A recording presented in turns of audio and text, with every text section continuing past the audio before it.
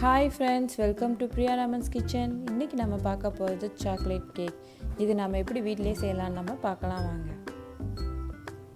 Chocolate கேக்கு 4 முட்டை எடுத்துக்கிட்டேன். அதை நம்ம உடச்சி சேர்த்துக்கலாம். இதை நல்லா பீட் பண்ணி எடுத்துக்கோங்க. நல்லா நுரையாக இருக்கிற மாதிரி நல்லா பீட் பண்ணி எடுத்துக்கோங்க. அப்போ தான் கேக் வந்து நல்லா ஸ்பாஞ்ச் மாதிரி வரும்.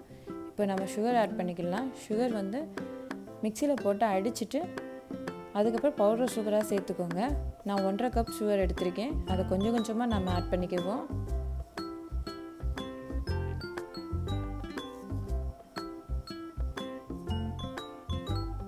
இப்போ லாஸ்ட்டாக நம்ம சுகர் போட்டு நல்லா ஆட் பண்ணி அடித்து எடுத்துக்கலாம்.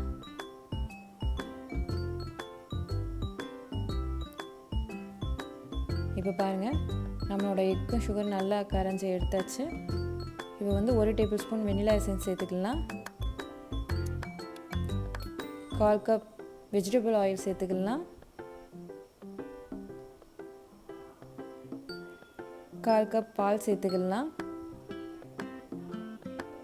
2 கப் மைதா எடுத்திருக்கேன், அதையும் நம்ம சேர்த்துக்கலாம். 3 டேபிள் ஸ்பூன் கொக்கோ பவுடர் எடுத்திருக்கேன், அதையும் சேர்த்துக்குவோம். 2 டேபிள் ஸ்பூன் பேக்கிங் பவுடர் சேர்த்துக்கலாம். 1 டேபிள் ஸ்பூன் பேக்கிங் சோடா சேர்த்துக்கலாம். உப்பு 1/4 டேபிள் ஸ்பூன் சேர்த்துக்கோங்க. சேர்த்துட்டு நல்லா மிக்ஸ் பண்ணி விடுங்க.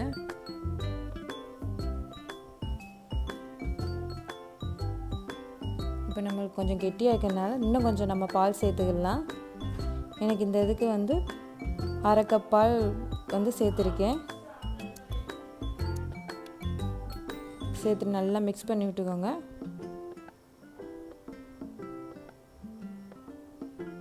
இப்போ பாருங்கள், இந்த மாதிரி வந்திருக்கணும். இந்த மாதிரி கன்சிஸ்டன்சி வந்துருந்துச்சுன்னா தான் நம்ம கேக்கு செய்யும்போது கரெக்டாக இருக்கும். இப்போ வந்து ஒரு குக்கர் எடுத்துகிட்டு அதில் வெண்ணெய் தடவிக்கோங்க. பட்டர் நல்லா ஸ்ப்ரெட் பண்ணி நல்லா தடவிக்கோங்க. தடவிட்டு மைதாவை அது மேலே நல்லா தூவி விடுங்க. தூவி விட்டு எல்லா இடமும் நல்லா ஸ்ப்ரெட் பண்ணுற மாதிரி பார்த்துக்கோங்க. இப்போ பாருங்கள், நல்லா மைதாலாம் ஸ்ப்ரெட் ஆகிருக்கு.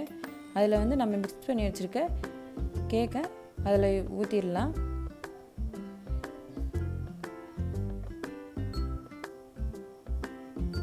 ஊற்றிட்டு இந்த மாதிரி பாட்டமை இந்த மாதிரி தட்டி விடுங்க. தட்டி விட்டிங்கன்னா உள்ளே ஏர்பல்ஸ் இருந்துச்சுன்னா வெளியில் வந்துடும். அப்போ கிராக் விழுகாது கேக் வந்து. அடுப்பில் வந்து இந்த மாதிரி அடிகனமான பேன் ஏதாவது வச்சுக்கோங்க. வச்சுட்டு அது மேலே குக்கரை வச்சுக்கலாம்.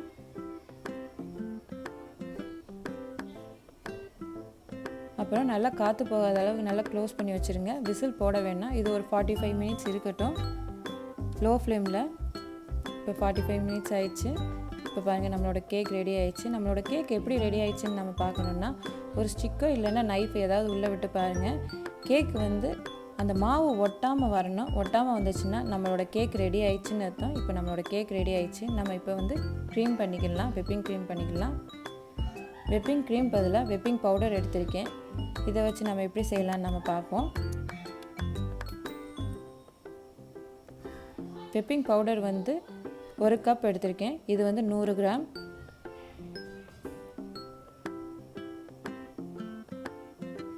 எந்த அளவுக்கு விப்பிங் க்ரீம் எடுத்தோமோ அதே விப்பிங் பவுடர் எடுத்தோமோ அதே அளவுக்கு பாலும் எடுத்துக்கோங்க.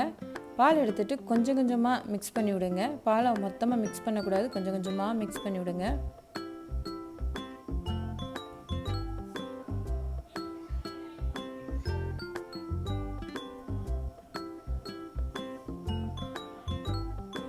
இப்போ பாருங்கள், நல்லா மிக்ஸ் ஆயிடுச்சு. இப்போ இதை நம்ம லோ ஸ்பீடில் அடிச்சுக்கிடலாம் ஃபஸ்ட்டு. அதுக்கப்புறம் ஹையாக அடிச்சுக்கிடுவோம். ஹையாக அடிச்சுட்டு இதில் வந்து சுகரை இதை சேர்க்காமல் சுகர் பவுடர் சேர்த்துக்கோங்க. சுகரை வந்து மிக்சியில் போட்டு அடிச்சுட்டு அதுக்கப்புறம் சேர்த்துக்கோங்க. அப்போ தான் சுகர் வந்து நல்லா கரையும்.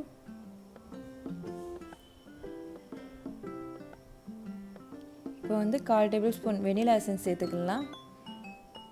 சேர்த்துட்டு நல்லா அடிச்சுக்கிடுவோம்.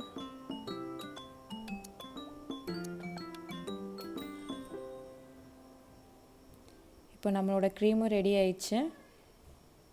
கேக்கும் ரெடி ஆயிடுச்சு. கேக்கை பாருங்கள், நல்லா சாஃப்டாக சூப்பராக வந்திருக்கு. பாருங்களேன், நல்லா சாஃப்டாக ஸ்மூத்தாகவும் இருக்குது.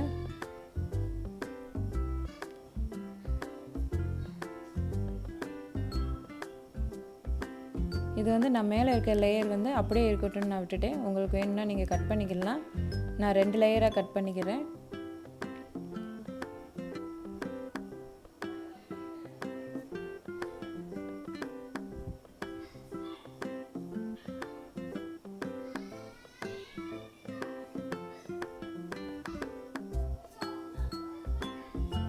இப்போ கட் பண்ணிவிட்டு நம்ம வந்து இதில் வந்து ஒரு பவுலில் சுகரும் தண்ணியும் மிக்ஸ் பண்ணி கரைச்சி எடுத்து வச்சுருக்கேன். அதை வந்து அந்த கேக்கு மேலே நம்ம ஸ்ப்ரெட் பண்ணி விட்டுடலாம். ஸ்ப்ரெட் பண்ணி விட்டுட்டு க்ரீமை அது மேலே அப்ளை பண்ணிடலாம்.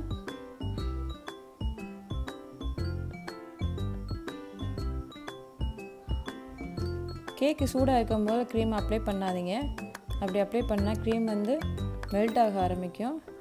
இப்போ மேலே இருக்கிற லேயரை வச்சிடலாம். வச்சுட்டு மேலேயும் க்ரீம் அப்ளை பண்ணிடுவோம்.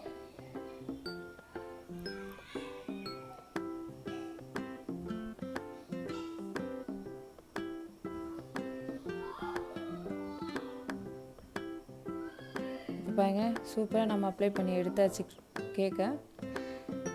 இப்போ இதை நம்ம அலங்காரம் பண்ணிக்கலாம். இப்போ மேலே வந்து சாக்கோ ஸ்டிக் வச்சுக்கலாம். டார்க் சாக்லேட் எடுத்துக்கேன். அதை வந்து இந்த மாதிரி பொடி பொடியாக கட் பண்ணிக்கோங்க.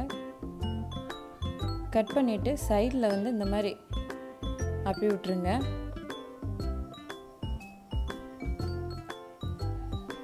இப்போ நம்ம பேர் எழுதிக்கலாம். மேலே வந்து